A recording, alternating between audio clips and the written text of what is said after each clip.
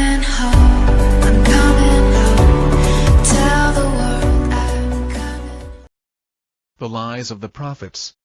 The names of the prophets, and where they are from, and where they died and how, and where they lie. Isaiah. Isaiah, from Jerusalem, died under Manasseh by being sawn in two, and was buried underneath the oak of Rogel, near the place where the path crossed the aqueduct whose water Hezekiah shut off by blocking its source. And God worked the miracle of Siloam for the prophet's sake, for, being faint before he died, he prayed for water to drink, and immediately it was sent to him from it. Therefore it is called Siloam, which means sent. And in the time of Hezekiah, before he made the cisterns and the pools, in response to the prayer of Isaiah, little water came out, for the nation was besieged by foreigners, and this happened in order that the city might not perish for lack of water. For the enemies were asking, from where are they drinking? And having the city under siege, they were encamped at Siloam. If then, the Jews were coming, water would come out, but if foreigners approached, it would not. Wherefore to this day it comes out intermittently, in order that the mystery may be manifested. And since this happened through Isaiah, as a memorial of it, the nation also buried him nearby with care and in great honor, so that through his prayers even after his death they might enjoy the benefit of the water, for an oracle was also given to them concerning him. His tomb is near the tomb of the kings, west of the tomb of the priests in the southern part of the city. For Solomon made the tombs, in accordance with David's design, east of Zion, which has an entrance from Gabaon, 20 stadia distant from the city. And he made a secret construction with winding passages. And it is to this day unknown to most. There the king kept the gold from Ethiopia and the spices. And because Hezekiah showed the Gentiles the secrets of David and Solomon and defiled the bones of the place of his fathers, God swore that his offspring should be enslaved to his enemies, and God made him sterile from that day. Jeremiah. Jeremiah was from Anathoth, and he died in Taphnai of Egypt, having been stoned by his people. He was buried in the environs of Pharaoh's palace, because the Egyptians held him in high esteem, having been benefited through him. For he prayed, and the asps left them, and the monsters of the waters, which the Egyptians call Nephoth and the Greeks crocodiles. And those who are God's faithful pray at the place to this very day, and taking the dust of the place they heal asp bites. And we have heard from the children of Antigonus and Ptolemy, old men, that Alexander the Macedonian, after standing at the prophet's grave and witnessing his mysteries, transferred his remains to Alexandria and placed them in a circle around the city with due honor, and the whole race of asps was kept from the land, and from the river likewise the crocodiles. And to the same end he introduced the snakes which are called Argoli, which means snake fighters, which he brought from Argos of the Peloponnesus, whence they are also called Argoli, that is, fortunate ones from Argos. For everything fortunate they call Lia. This Jeremiah gave a sign to the priests of Egypt, that it was decreed that their idols would be shaken and collapse through a Savior, a child born of a virgin, in a manger. Wherefore even to this day they revere a virgin giving birth and, placing an infant in a manger, they worship. And when Ptolemy the king inquired about the cause, they said, "It is an ancestral mystery delivered to our fathers by a holy prophet, and we are to wait," he says, "the consummation of his mystery." This prophet, before the capture of the temple, seized the ark of the law and the things in it, and made them to be swallowed up in a rock. And to those standing by he said, "The Lord has gone away from Zion into heaven and will come again in power. And this will be for you a sign of his coming, when all the Gentiles worship a piece of wood." And he said, "This ark no one is going to bring out except Aaron, and none of the priests or prophets will any longer open the tablets in it except Moses, God's chosen one. And in the resurrection the ark will be the first to be resurrected and will come out of the rock and be placed on Mount Sinai, and all the saints will be gathered to it there as they await the Lord and flee from the enemy who wishes to destroy them. In the rock with his finger he set as a seal the name of God, and the impression was like a carving made with iron, and a cloud covered the name, and no one knows the place nor is able to read the name to this day unto the consummation. And the rock is in the wilderness, where the ark was at first, between the two mountains on which Moses and Aaron lie.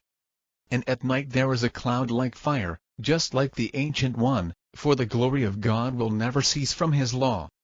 And God bestowed this favor upon Jeremiah, that he might himself perform the completion of his mystery, so that he might become a partner of Moses, and they are together to this day.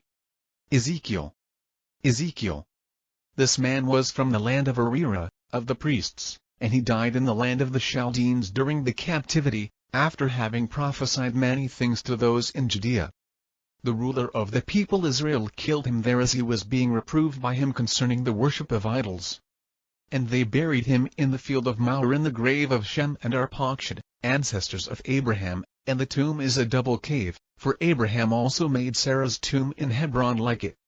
It is called double because there is a twisting passage and an upper room which is hidden from the ground floor, and it is hung over the ground level in the cliff. This prophet gave a portent to the people, so that they should pay attention to the river Chebar. When it failed they should set their hope in the scythe which desolates to the end of the earth, and when it flooded, in the return to Jerusalem, for the saint also lived there, and many used to congregate to him. And once when there was a multitude with him the Chaldeans were afraid that they would rebel, and came up against them to destroy them. And he made the waters stop so that they might escape by getting to the other side. And those of the enemies who dared to pursue were drowned. Through prayer he furnished them of his own accord with an abundant supply of fish, and for many who were at the point of dying he entreated that life should come from God. When the people was being destroyed by its enemies, he went to the enemy leaders and terrified by the prodigies, they ceased. He used to say this to them: Are we lost? Has our hope perished? And in the wonder of the dead bones he persuaded them that there is hope for Israel both here and in the coming age. While he was there he used to show the people Israel what was happening in Jerusalem and in the temple. He was snatched up from there and he went to Jerusalem to rebuke those who were faithless.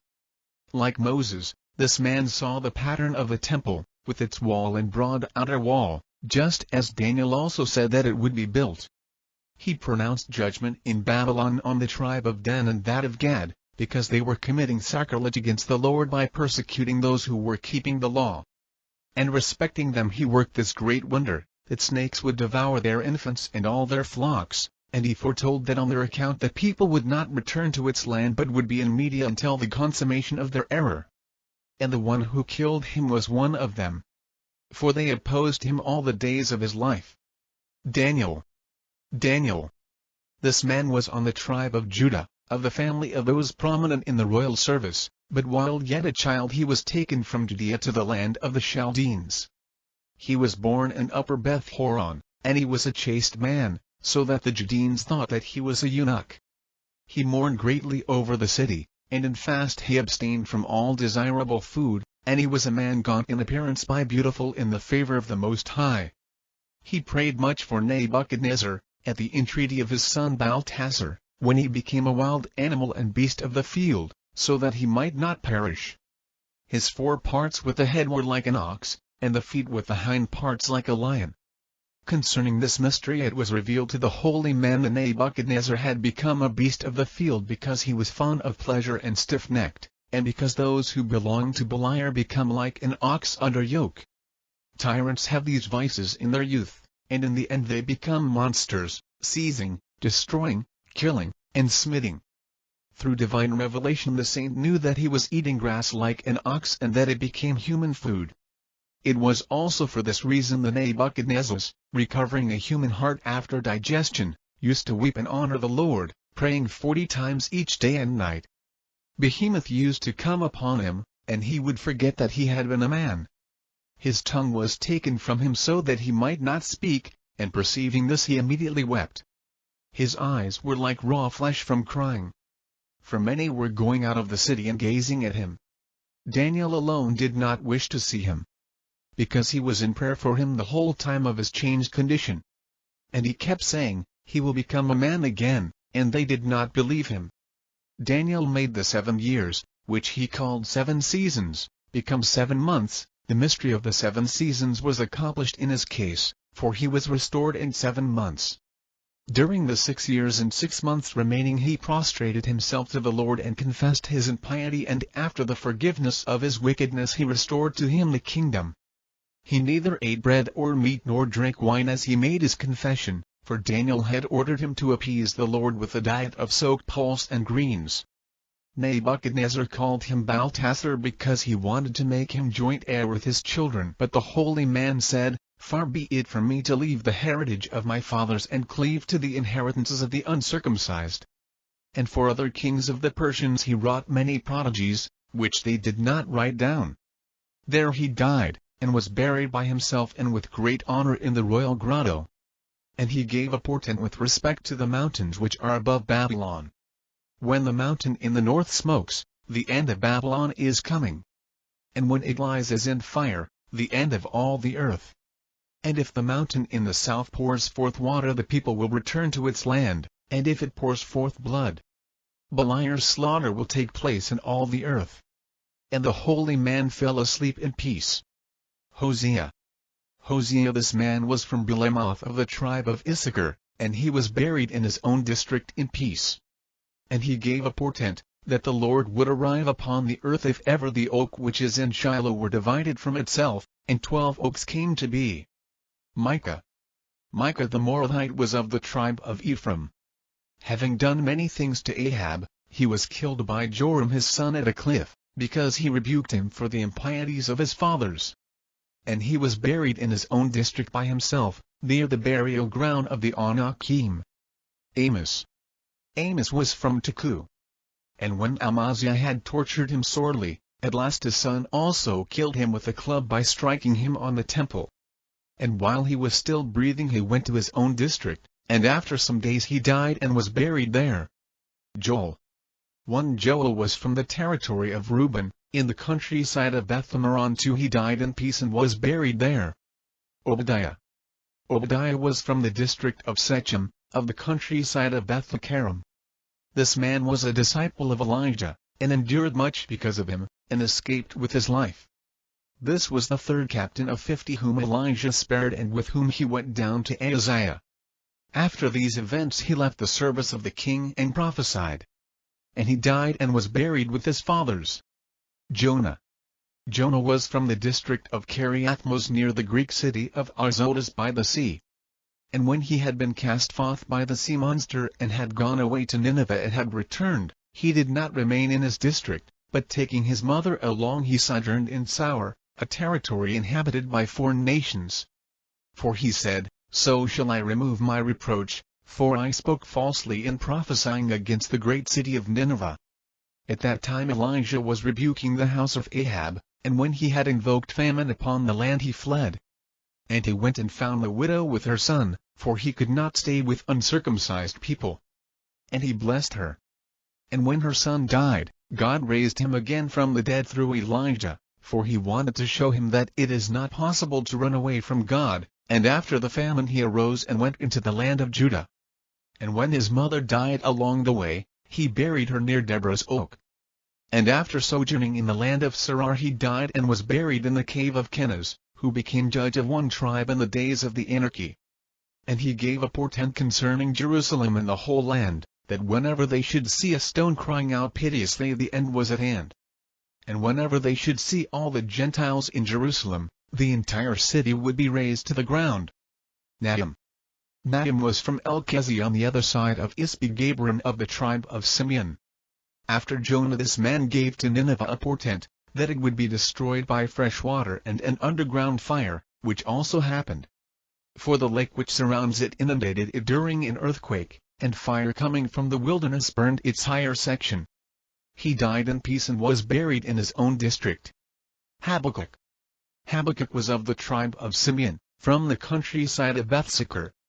Before the captivity he had a vision concerning the conquest of Jerusalem, and he mourned greatly. And when Nebuchadnezzar entered Jerusalem he fled to Ostrakim, and later sojourned in the land of Ishmael. When the Chaldeans turned back, and the remnant that was in Jerusalem went to Egypt, he was living in his own district and ministering to those who were harvesting his field. When he took the food, he prophesied to his own family, saying, "I am going to a far country, and I will come quickly. But as I delay, take food to the harvesters." And when he had gone to Babylon and given the meal to Daniel, he approached the harvesters as they were eating and told no one what had happened.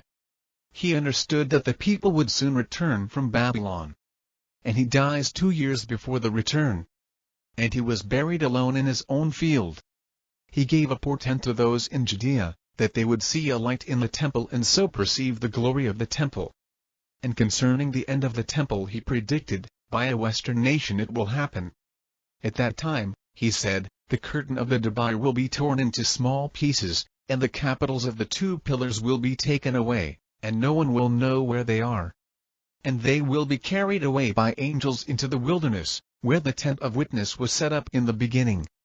And by means of them the Lord will be recognized at the end, for they will illuminate those who are being pursued by the serpent in darkness as from the beginning. Zephaniah. Zephaniah was of the tribe of Simeon, of the countryside of Sabratha.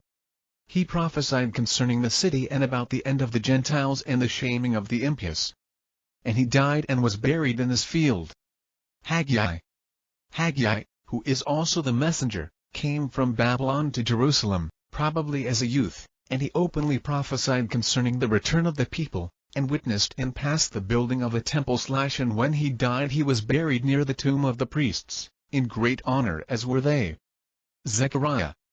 Zechariah came from Chaldea when he was already well advanced in years, and there he prophesied many things to the people, and gave portents as proof. This man told Jozadak that he would beget a son and that he would serve as priest in Jerusalem. He also pronounced a blessing upon Shealtiel at the birth of his son, and named him Zerubbabel. And concerning Cyrus he gave a portent of his victory, and prophesied regarding the service which he was to perform for Jerusalem, and he blessed him greatly. His prophesying in Jerusalem was based on his visions about the end of the Gentiles, Israel, the temple, the laziness of prophets and priests, and he set forth the twofold judgment. And he died when he had attained a great age, and when he expired he was buried near Haggai. Malachi. Malachi. This man was born in Sapha after the return, and while still a very young man he led a virtuous life. And since the whole people honored him as holy and gently, it called him Malachi, which means angel. For he was indeed beautiful to behold. Moreover, whatever he himself said in prophecy, on the same day an angel of God appeared and repeated it, as happened also in the days of the anarchy as written in Sperphotum, that is, in the book of Judges. And while he was still a young man he was added to his fathers in his own field. Nathan. Nathan, David's prophet, was from Gabah, and it was he who taught him the law of the Lord. And he saw that David would transgress in the Bathsheba affair. And while he was hastening to go to tell him, Beliar hindered him, for by the road he found a dead man who had been murdered lying naked. And he remained there, and that night he knew that David had committed the sin. And he returned weeping, and when David killed her husband, the Lord sent him to rebuke him. And when he had grown very old he died and was buried in his own district. Ahijah. Ahijah was from Shiloh, where the tabernacle was in ancient times, of Eli's city. This man said concerning Solomon that he would give offense to the Lord. And he rebuked Jeroboam, because he was going to walk deceitfully with the Lord.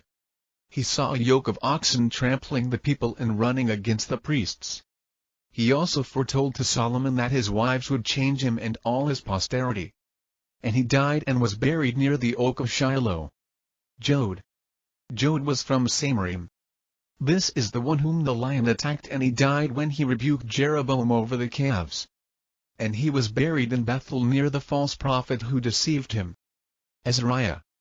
Azariah was from the district of Sabbatha, it was he who turned from Israel the captivity of Judah. And he died and was buried in his own field. Elijah. Elijah, a Tishbite from the land of the Arabs of Aaron's tribe, was living in Gilead, for Thez was given to the priests. When he was to be born, his father Sabachus saw that men of shining white appearance were greeting him and wrapping him in fire, and they gave him flames of fire to eat. And he went and reported this in Jerusalem, and the oracle told him, "Do not be afraid, for his dwelling will be light and his word judgment, and he will judge Israel." The signs which he did are these. Elijah prayed, and it did not rain for 3 years, and after 3 years he prayed again and abundant rain came. In Zarephath of Sidon through the word of the Lord he made the jar of the widow not to fail and the flask of oil not to diminish. Her son who had died God raised from the dead after Elijah prayed. When the question was posed by him and the prophets of Baal concerning who is the true and real God, he proposed that a sacrifice be offered both by him and by them, and that fire not be placed under it, but that each should pray, and the one answering him would be God. Accordingly, the prophets of Baal prayed and cut themselves until the 9th hour, and no one answered them. And Elijah, when he had filled the place where the sacrifice was with much water, also prayed, and immediately fire came down and consumed the sacrifice, and the water was gone. And all blessed God, and killed the 450 prophets of Baal. When King Ahaziah sent to obtain an oracle from idols, Elijah prophesied death, and he died. When 2 captains of 50 were sent to him from Ahaziah, the king of Israel, he invoked the Lord, and fire came down from heaven, and the fire consumed them at the Lord's command. When ravens brought him bread in the morning and meat in the afternoon. With a sheepskin he struck the Jordan, and it was divided, and they crossed over with dry feet, both he and Elisha. Finally he was taken up in a chariot of fire. Elisha was from Abel-Meholah in the land of Reuben. And a marvel occurred concerning this man, for when he was born in Gilgal, the golden calf bellowed shrilly, so that it was heard in Jerusalem, and the priest declared through the Urim that a prophet had been born to Israel who would destroy their carved images and molten idols. And when he died, he was buried in Samaria. The signs which he did are these. He too struck the Jordan with Elijah's sheepskin, and the water was divided, and he too passed over with dry feet. The water in Jericho was foul and sterile. And hearing this water, and no longer will death and sterility issue from it, and the water has remained healed to this day. When children treated him disrespectfully, he cursed them, and 2 bears came out and tore to pieces 42 of them. The wife of a prophet who had died was being pestered by creditors, and was unable to pay. She came to Elisha, and he commanded her to gather new vessels, as many as she could, and to pour the jar containing very little oil into them until the vessels were full. And she did this and filled the vessels and repaid her creditors, and she had the surplus for the sustenance of her children. He went to Shunem and stayed with a certain woman. She was not able to bear a child, but earnestly desired to have one. He prayed and made her able to conceive and give birth. Then, when the child died, he prayed again and raised it from the dead. He went to Gilgal and was brought before the sons of the prophets. And when the food was boiled, and a deadly herb was boiled with the food, and they were all on the brink of danger, he made the food harmless and sweet. When the sons of the prophets were felling trees by the Jordan, the axe head fell off and sank. And Elisha, praying, made the axe head float to the surface. Through him Naaman the Syrian was cleansed of leprosy. When his servant, named Gehazi, went to Naaman secretly, against his wishes, and asked for silver, and later upon returning denied it, Elisha rebuked and cursed him, and he became a leper. When the king of Syria was making war against Israel, he protected the king of Israel by announcing to him the plans of the enemy. When the king of Syria learned this, he sent a force to bring the prophet, but he prayed and made them to be struck with blindness, and he led them to Samaria, to their enemies, but keeping them unharmed he preserved and fed them. When the king of Syria learned this, he stopped making war. After Elisha's death a man died, and as he was being buried he was thrown onto his bones, and just as he touched Elisha's bones the dead man revived immediately. Zechariah son of Jehoiada.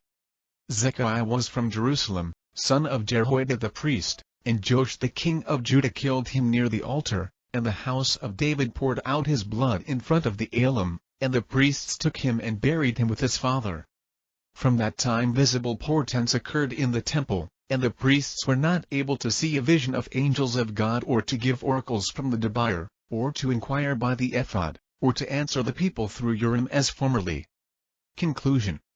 And other prophets became hidden, whose names are contained in their genealogies in the books of the names of Israel. For the whole race of Israel are enrolled by name.